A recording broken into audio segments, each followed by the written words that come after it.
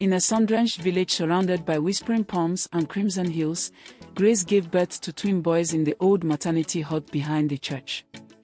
The sky outside was a fierce orange, and birds flew in spirals above the rooftop.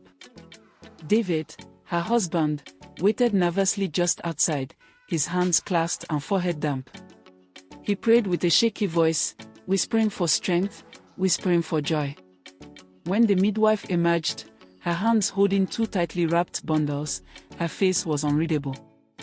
David rushed to meet her, but Grace had already taken one look at the babies and frozen. Her breath caught. Her skin paled. "What is this?" she whispered. "Why do they look like that?" The boys were perfect, 10 fingers, 10 toes, wide curious eyes, but each bore a birthmark, large and bold, shaped like the rising sun across the left side of their faces. Deep reddish brown. Vivid, mysterious. David took them both into his arms, smiling through tears. "They are healthy. They are strong. Look at them." Grace stood up slowly and backed away. No, David. This isn't normal. This is a sign. A bad one. "They are our sons," David said, voice trembling. "They need us." But Grace's eyes remained locked on the marks. "No one will accept this. People will think we've been cursed. I won't live like that. I won't be their mother." A week later, she was gone. She packed her things one morning, took off her wedding ring, and walked away without looking back. On the kitchen table, she left a single note. "I won't carry shame. I want a real life." David held the note for a long time before tearing it into tiny pieces and watching them scatter on the wind. He named the boys Michael and Matthew. He raised them alone.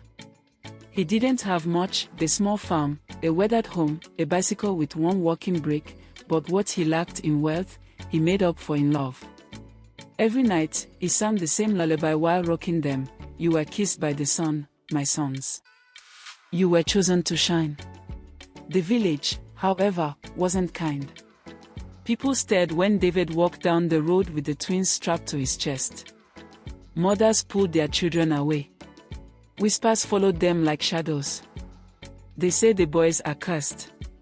Look at their faces," son demands. "I heard their mother ran away because she saw a spirit." But David never hid them. He dressed them in clean shirts. He combed their hair. He taught them to greet elders with respect, to read the Bible by candlelight, to look people in the eye even when the world looked away. By the time the twins turned 6, they had learned how to endure cruelty in silence.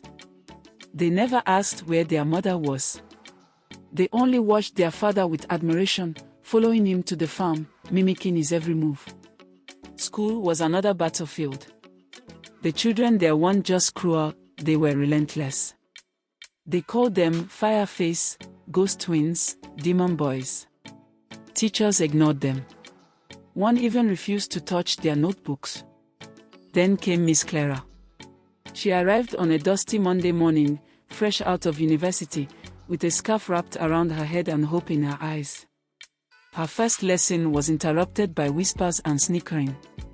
Michael sat at the back, hunched over, trying to hide his face. Clara paused mid-sentence, walked to his desk, knelt down, and lifted his chin. For a moment, the room held its breath. "I've always loved the sun," she said, smiling. "It wakes the whole world. And now I get to teach 2 boys who carry it on their faces. I'm honored." From that day, everything changed. She called them her golden sons. She praised their writing. She let them lead classroom projects. When others mocked them, she sent those students to clean the school latrine. Slowly, the tide shifted. Michael and Matthew began to walk taller. Children started sitting with them at lunch. They weren't just the Sunmark boys anymore. They were funny, smart, loyal. David noticed. He began arriving early to pick them up, lingering outside the class to thank Miss Clara. One afternoon, He brought her a basket of mangoes wrapped in a clean white cloth. "For your kindness," he said softly. "You see what others refuse to. They shine too brightly to ignore," Clara replied. What started as gratitude became friendship. Friendship turned into long talks beneath the pawpaw trees. She came to visit on weekends, bringing books and sweets. She laughed with the boys, helped them with math, joined them for evening prayers. And one evening, as the wind whispered through the bamboo fence, she turned to David and said, "I never thought I'd find a home here. But you and your boys, you've built one." Their hands touched. It didn't need to be said. When David proposed, it wasn't with a ring but with the words, "Come grow with us. You've already become the heart of this home." She said yes through tears. The wedding was set for the end of dry season. The whole village was invited, even the same neighbors who once whispered behind their backs. A large canopy was stretched across the compound. The smell of roasted yam and egusi soup filled the air. Colorful wrappers swayed in the breeze. Drummers played while children chased each other with painted faces. Michael wore a tailored shirt and sandals he'd polished 3 times. Matthew helped decorate with palm leaves and sunflowers. Clara, in a flowing cream dress, looked radiant. The village watched in awe as the once shorn family stood proud and unshaken. But just before the vows, a car pulled up near the gate. Out stepped Grace. The crowd shifted. Music stopped. Some women gasped. Others turned their backs. She wore gold heels, sunglasses, and a dress too formal for the dusty village paths. Her head was held high, but her eyes betrayed hesitation. "I've come to bless this union," she said, voice shaking. "I'm their mother." Michael took one step back. Matthew's hands curled into fists. Clara instinctively placed a protective arm in front of them. "You left us," Michael said. His voice wasn't angry, it was cold, factual. "I was wrong," Grace said. "I was scared. I was young. But I see now. I made a terrible mistake. You called us cursed. I know. And I've regretted it every single day since. Please, just let me speak." The crowd murmured. Some looked to David, whose expression was unreadable. "I didn't come to ruin anything," Grace continued. "I came to apologize. To ask, if not for a place in your life, then at least a moment of grace." Matthew stepped forward.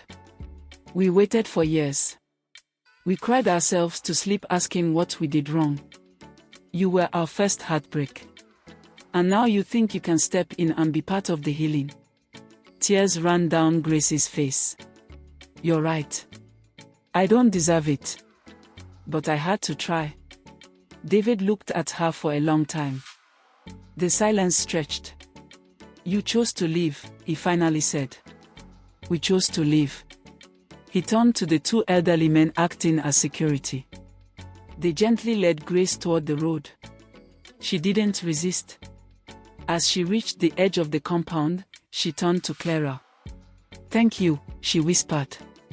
"For giving them what I couldn't." Clara nodded, her eyes wet. They never needed perfect. Just someone who stayed. And with that, Grace disappeared into the same dust that had once swallowed her years ago. The wedding resumed. Music swelled. Vows were exchanged under a tree bursting with yellow blossoms. The twins stood tall beside their father. Clara's voice was steady as she said, "I do, not just to you, but to your sons, to your story, to your future."